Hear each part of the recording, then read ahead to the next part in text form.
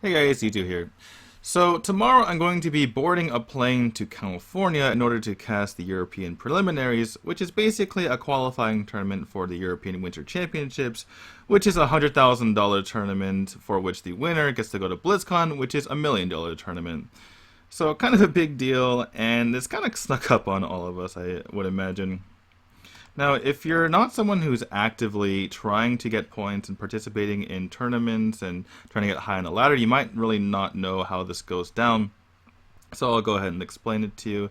This is from a blog post from November, so this is kind of old news for everyone who's been, obviously competing. But it's a long blog post and can kind of get cumbersome. So I'll try to make it everything pretty simple. Now, I am leaving tomorrow, so I don't really have time to edit this, so apologies in advance if I kind of ramble and go on and on and on. So, yeah, just put it on 2 times speed, I suppose.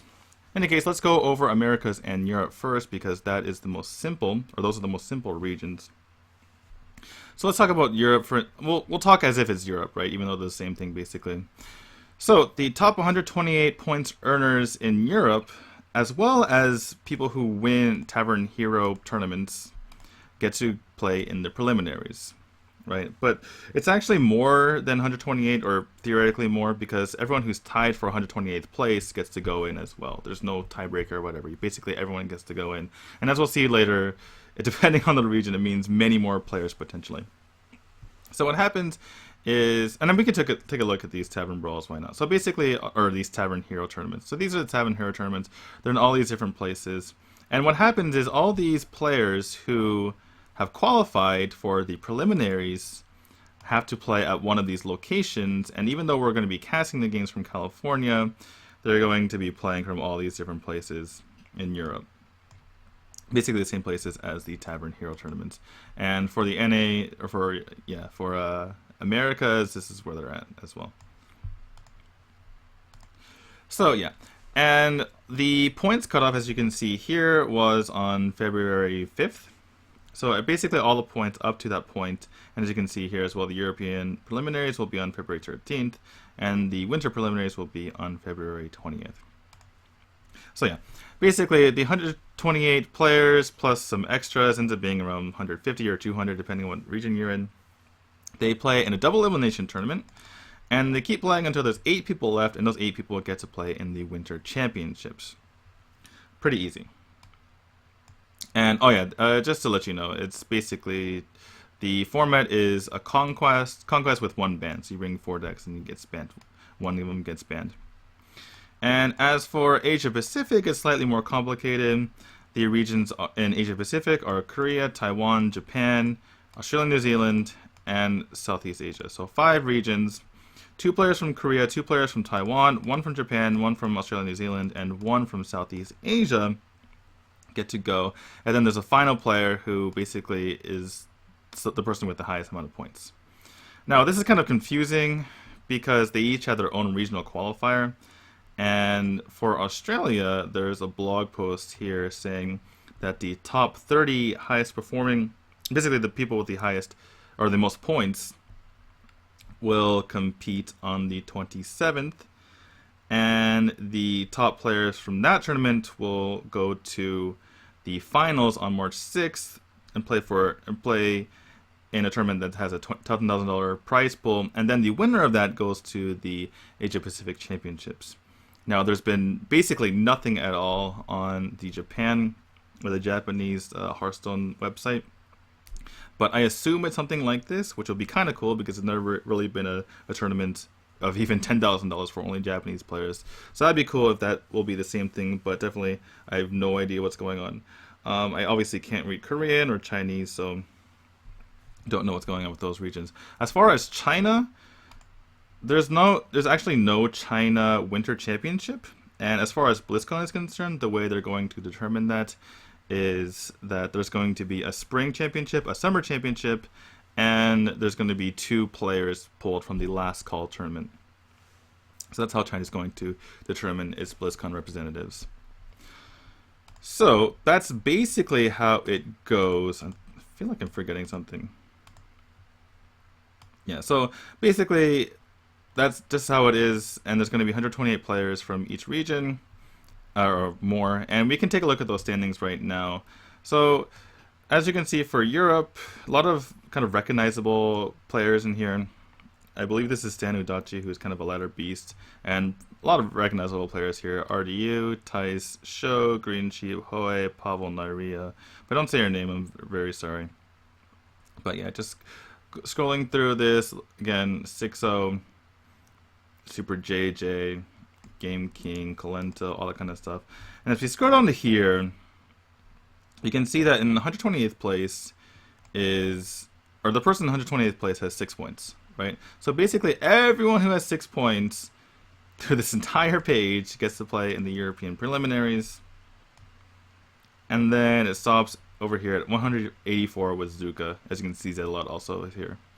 And you also see Orange here, poor Orange, who played a tournament in which the organizers said it would be worth BlizzCon points, but they lied to him even though he won the tournament. So, Bible them for Orange. But yeah, pretty crazy. 184 players just from the points alone, and then plus all of these players, all of the winners of these tournaments, who are going to be there as well. So probably around 200. And yeah, all those players are going to be playing, so it's going to be pretty stacked, and I'm pretty excited to cast it. We can take a look at Americas as well. Now, one thing that's kind of weird is that I don't know. Looking at this, we'll go down to the 120th player in a second, but over here it says that for Australia and New Zealand, they're going to be pulled from the North American server. So there might actually be more spaces for the North America server if it works out that way, if a lot of these players are from Australia. But on the other hand, if you look at Asia Pacific and you scroll down here, I know for a fact that Naviut is from Australia or New Zealand, or basically he's from there. So it's kind of weird because he's on the Asia Pacific list. So I'm not sure how many of these players are going to be from Australia and New Zealand, but definitely just look at, there's a lot, I mean, just looking at the list, there's so many players that are recognizable. Obviously Frozen and Muzik from Team Athletics, Phone Tap is a kind of a ladder beast as well, and forgot what he won. He won some sort of land. Purple, Silastorm, obviously, VLPS, The Rat, Chalky, Tides, Fibonacci, Dart, on and on and on and on.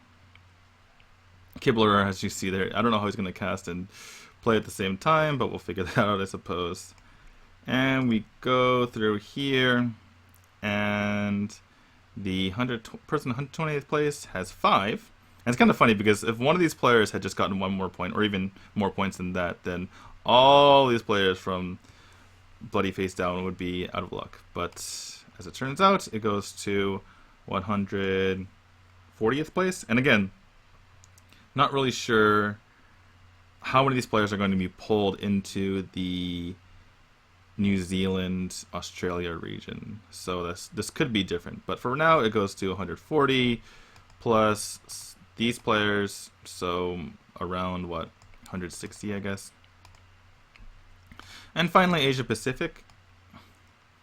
And this is the list right now. The thing is, Asia Pacific, as we mentioned before, Australia, they don't play the tournament for a while. And so the points cutoff might be a different date. I'm not actually sure. Everything's kind of just confusing for non-NAEU stuff. But we can go over this as well. Obviously, this is updated on the 8th as well. Today's the 9th, by the way, if you're wondering when I'm making this video. Handsome guy's Korean. A lot of Koreans here. Scrolling down, Tansoku, I know is Japanese. He's been in the scene for a while, so it's cool to see him there. Neilio and Frozen Ice, obviously. Frozen Ice 2014 BlizzCon, Neo 2015 BlizzCon. Navid, as I mentioned before, Rainy Hour 2014 BlizzCon, Surrender, basically one of the most famous Korean players. Akogare and Cross are both from Japan. Cross is kind of the inventor of mid-range Secret Paladin, so you can blame him for that. Nene Koroi, obviously from Japan as well. Kano, obviously 2015 BlizzCon. Hydron and Matsun are Japanese as well. I'm just mentioning the people I know, since I don't really know many. Is Engine the Korean caster? That'd be kind of funny if he was. Koroneko, obviously, as someone who's in the Japanese scene. And yeah, I mean, it's kind of pointless to go to 120th place. You can see Chalk here as well.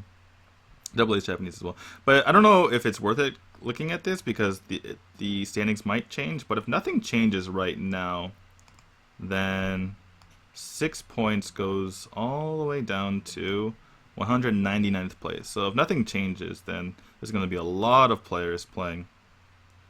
Although actually, what am I talking about? Because this is 30. So basically, everything's different in Asia Pacific.